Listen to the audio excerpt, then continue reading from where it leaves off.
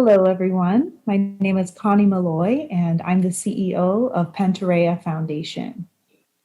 I'm also a member of SCG's board of directors, and it's in that capacity that I'm thrilled to welcome you to our second and final day of the policy conference this year. And our theme, as you may have heard, is Build Anew.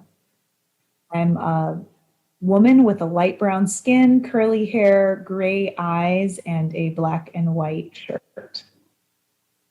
I'm honored to be joining you today from the island of Barbados.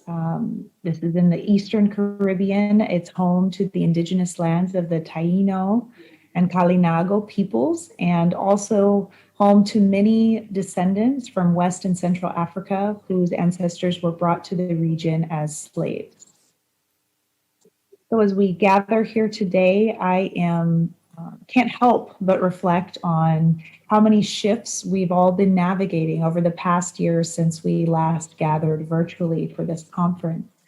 I know there's been so many shifts in my own personal life. There's been shifts in terms of the world around us, and so many shifts in terms of how our work as funders have unfolded and how we need to show up in this moment. I know I'm certainly not alone in navigating day-to-day instability of all forms, and also have dealt with a lot of loss over this past year, loss of life and loss of many other things that we hold dear. The thing I'll say, though, is that I've also experienced moments of clarity, of joy, and of hope. And it's with that backdrop that we're coming together today as an SCG community. Our theme of Build Anew is really designed as an urgent call to action. It's not a place just to have conversations, but it's really a place to be able to explore and to make concrete the commitments that we as funders are making every day and going to make in the future to be able to address the crises that we're all facing, from the ongoing pandemic that's hitting our region, that's hitting the world, including the racial and economic justice struggles that have continued to come to an head, and also the climate crisis that really isn't waiting for us to figure out all the other challenges that we're dealing with. My take on the theme this year, which I love, Build Anew, is that this is a moment where we really have to be bold, and we have to think, and we have to collaborate, and we have to act in a very different way than we have in the past, given the surroundings and the many scenarios we face moving forward. For me, particularly as a woman of color, a second generation immigrant from the Caribbean, this means radically reimagining what my role is in this transformation. And every day, what are the things that we at Pantareya that we can do to particularly reshape the relationship between the grassroots communities that our funds are designed to serve, and the role that those communities play as our partners in helping make the decisions about where the money goes and determine the highest and best use of those resources. Just one example is this week we are welcoming in 2 new trustees who really embody our new global grant-making strategy. And we've redesigned our governance structure so at its highest levels, our board really reflects a partnership between the family of our family foundation and the community that we serve. Thrilled to share more about that, and also to just say that when I came to Pantareya, we had made a time-limited commitment to address democracy issues, and I still can see the fruits of the labor G community has done around ensuring a fair and accurate census, participating in the redistricting process to make sure that every community has their voice heard for the decade ahead. And yet never has it been more apparent that the right to vote is not one that's just given. And so the ongoing efforts by philanthropy to protect the right to vote and really expand our electorate are even more critical in the years ahead. And so at Pantareya, we've built that into our ongoing grant making, which I'm happy to share more about. It was one of your fellow leaders in philanthropy who's really struggling with many of these same day-to-day strategic and operational questions. I'm just thrilled that we have this space together to really challenge each other around how we can imagine and actually enact a very different future, and what are the bold policy actions that we can support from our various roles to be able to accelerate how we get there. So before introducing the first panel of our conversations this morning, I just want to pause and really lift up some of the critical people that made this conference happen. First and foremost, that is the fabulous SCG staff. And it also includes the many advisors who have played a role in shaping the great agenda that you've had. I also want to thank my fellow board members. And of course, this day wouldn't have been possible without our sponsors.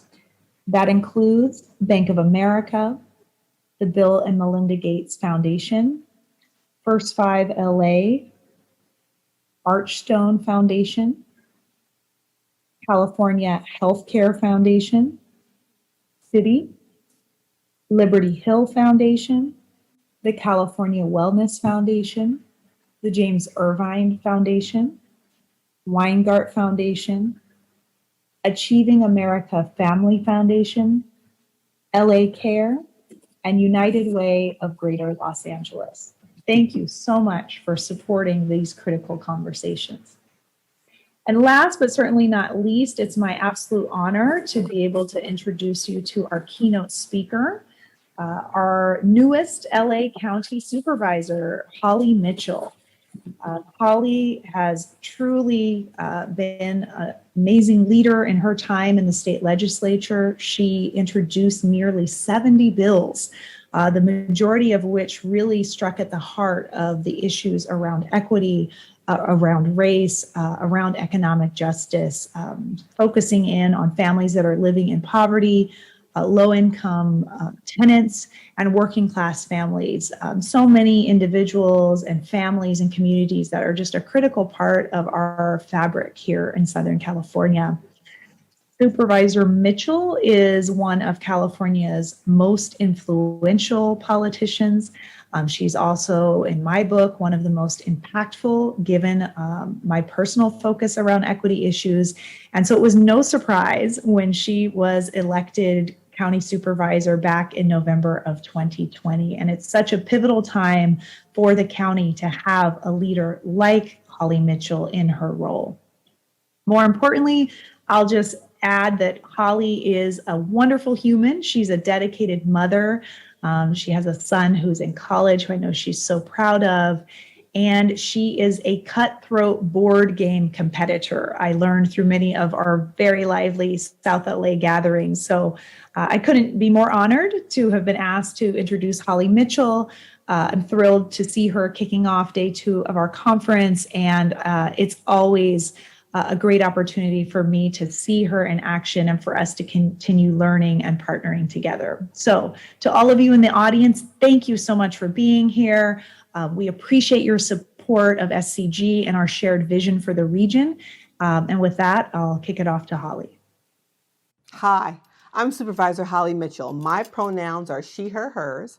And I'm a Black woman with brown eyes, and I wear my hair in locks down to my shoulders. And today I'm wearing my spring bright salmon colored blazer. Good morning, everybody.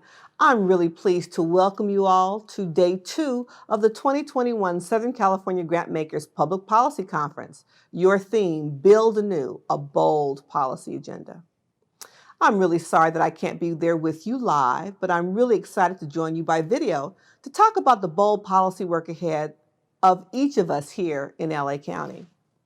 I must say, I really like your thinking, because we have got to build anew to realize a LA County that we all want to raise our children in and grow old in. I've often said that a return to normal isn't really good enough because the old normal wasn't working for far too many of us. COVID-19 has pulled back the curtain and made the disproportionate inequities in our communities abundantly clear to everybody. During this pandemic, we've seen everything from health disparities in the treatment of our frontline essential workers to the disproportionate impact of this pandemic on women and our children. We know we have much work to do in rebuilding our workforce, bridging the digital divide, housing our family, friends, and neighbors experiencing homelessness, putting food on the table for so many, and addressing pervasive and systemic racism, just to name a few. Yep. Indeed, that list is long. The challenges are many. However, I believe together we're up to the task. That's why I thought it was important to speak to you today, because indeed our philanthropic partners will play a significant role in rebuilding a thriving second supervisorial district and LA County for all.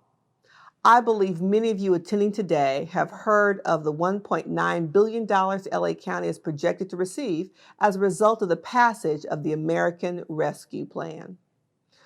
Those dollars will provide an opportunity to make a once-in-a-generation investment to address the historic and systemic inequities which have plagued the very systems meant to lift most vulnerable people among us. While these resources are much needed and can make a great impact, let me be really clear. There are still many needs left unaddressed in our $38 billion system of government. So today I want to share with you a bit about how I see the priorities of LA County taking shape and the areas for collaboration as we build anew. As a result of the impact of COVID-19 pandemic, the prior board convened many industry sectors to hear from business and community leaders as to how the county can spur a return to full employment in the region. In February, the county, in partnership with the LA Economic Development Commission, released a report entitled Pathways for Economic Resiliency.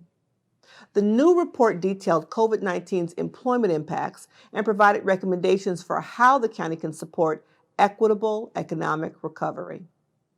The findings and recommendations are clear. The impact of this pandemic have predominantly been borne by county residents who are Black or Latinx, typically young, under 35, and often female. To create a course correction, we'll have to make significant investments. The county will need to support those hardest hit and least resourced with relief support. This means our businesses, our nonprofits, and our residents. I believe those who've been disproportionately impacted by the pandemic should and fully expect a disproportionate investment as we talk about true recovery. To support our business and nonprofit community-based organizations, we'll need to provide reopening grants and resources. They'll need free personal protective equipment to make sure the workplace is safe. We'll need to provide funding and resources to train workers who may now have barriers to reemployment because they were dislocated. And lastly, we'll need to work with our business and nonprofit communities to incentivize hiring. To support our residents, we'll need to make sizable investment to bridge the digital divide. As I'm sure many of you have experienced, we've made a huge transition to a virtual world, and believe it or not, there's still a significant number of LA County residents who don't have access to reliable internet service. Childcare, one of my favorite subjects. It will also be a much needed resource as we recover and rebuild, especially as we support parents returning to the workforce. We know far too well the burden of affordable and quality childcare and its impact on too many families, especially women. Making significant childcare investments will be necessary. According to the LA County's Office of Advancement for Early Care and Education, many low-income families with young children linger on waiting lists for subsidized early care and education services. In LA County, an estimated 82% of infants and toddlers and 57% of preschoolers of income-eligible working families lack access to full-day subsidized services. The county must provide the necessary funding to ensure direct support to essential workers and families who need affordable, quality childcare assistance without regard to income. Resources must also be made available for extended child care service hours, which include funding for before and after school services. I see LA County providing child care stabilization grants to child care providers for operating expenses such as cleaning supplies, personal protective equipment, mental health supports, and for the hiring and training of necessary staff. Investing proportionate funding in LA County's early care and education system will be critical if we're going to build and strengthen a comprehensive child care system that's accessible, affordable, and equitable. Housing. So it's important that we remind everyone that while we talk about these issues in a linear way, they're all linked. While recovery from the pandemic includes economic recovery and child care, those items are undoubtedly connected to housing and food insecurity and addressing systemic racism in all of our systems. During this pandemic, LA County was fortunate to receive resources from state and federal partners to provide rent relief to residents in need. I was thrilled to see Governor Newsom sign into law SB 91, establishing the California COVID Rent Relief Program, allocating $2.6 billion in federal rent assistance.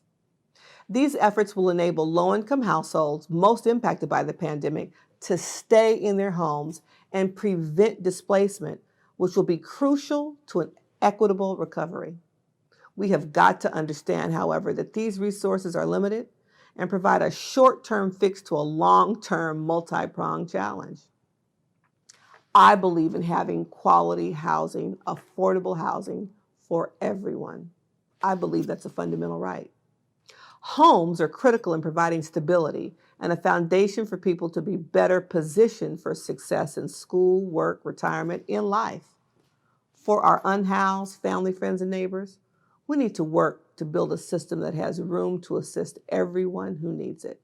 Everyone who needs it. This means we've got to work to decrease the number of people who experience homelessness, and when they do, we have to get them rehoused quickly. To get them rehoused quickly, we know we have got to build more housing. It's just that fundamental. We know we are far short of the number of housing units, particularly affordable housing units, we need for our community. Building requires significant capital. It's a significant investment in community infrastructure. As we look for opportunities to build faster and for less cost, let's not lose sight of the vision of quality homes that we are all deserving of, not just those with wealth. The issue is what we build, for whom, and where. That's the critical public policy issue all of us, those of us elected, those of you in philanthropy, have to really grapple with and come to terms with.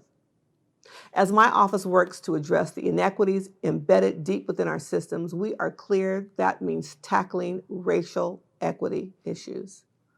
We know there are inequities within our entire housing continuum, from homeless services to family housing to ownership and everything in between.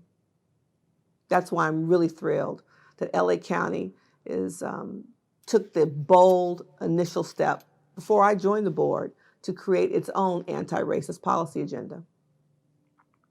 I recently requested a presentation to our board on the work of the county's anti-racism, diversity, and inclusion initiative headed by Dr. Scorza. The impact of implicit bias, racism, and hate is real and impacts our delivery systems for public service and care. Most recently, I was proud to support the county's response to the recent spike in hate incidents and crimes perpetrated against our Asian American brothers and sisters. In that motion I recently co-authored with Supervisor Janice Hahn, I called for exploring the creation of the county's first Equity and Diversity Fund with an initial investment targeted of $1 million. It's my hope that the fund will power the necessary research to understand and eradicate hate from our communities, because I believe we pay for what's important to us, as well as find ways to acknowledge and celebrate the contributions of all of our communities of color. The early work of the Anti-Racism Initiative has confirmed what we already know: the influence of race in several of our systems, from health and justice to child welfare and housing to economic and workforce development. As the county's Anti-Racism Initiative continues to evaluate our systems through an equity lens, I can tell you I'll be looking to ensure that we are addressing the disproportionate resource allocations, which will also show up in several areas. I invite each of you to follow that work closely and to look for ways to engage with our listening sessions and evaluations. If we are going to stem and eliminate white supremacist ideology that leads to inequity and racial injustice in our systems, we have to have frank, honest conversations and be willing to do that hard work. Briefly, before I touch on your role as philanthropy and how you can partner with LA County, it's important that I highlight another opportunity you have to engage in the policy and resource allocation process. You all are well aware that LA County voters approve implementation of Measure J. Measure J requires 10% of locally generated revenue go to community investment and alternatives to incarceration. The implementation of Measure J provides a significant opportunity to build better, to create a more inclusive LA County that works for everybody. We're navigating unprecedented times, combating not only a once-in-a-lifetime pandemic, but significant issues of homeless and housing insecurity, economic turmoil, racial injustice and bias, and systemic inequities. In unprecedented times, I believe we are obligated to make structural change everywhere we can. For decades, LA County's budget has fallen short of adequately investing in our Black, brown, and low-income communities, which has negatively impacted these already marginalized residents for generations. Measure J is one effort, and it's intended to help redirect necessary and overdue investments. We need to care for our community, for our people. When you invest in community and social programs and fund and support prevention programs on the front end, it has a direct impact on the outcome of people's lives. You in philanthropy know that, and so we look again to partner with you in making that our collective reality. Just as I encourage you with the county's anti-racism initiative, I also encourage you to actively participate in the Measure J process. You've got a role and responsibility in helping to ensure good government that is responsive and meets the needs of those who are most vulnerable. As I close, I want to thank you again for the opportunity to provide remarks and share a bit about the work my office is engaged in. You know, public-private partnerships have always served as a role model to help big government move faster, be more nimble, and provide viable solutions in real time. You fuel that. Often, policy work is slowed down by the bureaucracy in government, and it's the partnerships with the private sector that help us to reach the finish line together and quicker. The power of philanthropy and its ability to shape policy for years to come cannot be overstated. As an example, the Department of Health Services Housing for Health program was seeded by a matching grant from the Hilton Foundation just over 5 years ago. And I have had countless experiences with numerous foundations, many of you represented in the room today, to help me in policy development and creation, implementation, and even to fund evaluation efforts when the state fell short. The county program that I just mentioned was created because the county realized patients can't heal if they don't have a roof over their heads. Housing for Health has since become a flagship county program. Since its creation, the Housing for Health team has housed 12,000 residents in permanent housing. That makes me very proud to be a new member of the county family. It's now a critical part of the county's capacity to successfully implement other initiatives like Measure H, Measure J, and the housing of mentally ill persons formerly incarcerated at Men's Central Jail and other jail facilities. COVID-19 devastated the 2nd District and disproportionately impacted and harmed far too many of our community members. We lost far too many family, friends, and neighbors to this virus. The philanthropic community responded with everything from donations for personal protective equipment to TP, food drives, vans, and anything they could provide to help with testing and vaccines. And from the bottom of my heart, I thank you. We need philanthropy's creativity and infusion of good ideas and best practices to help us bridge the divides created and exacerbated by this pandemic. This is especially true now when we're looking at a historic level of one-time federal funds none of us have seen before, certainly not in my lifetime.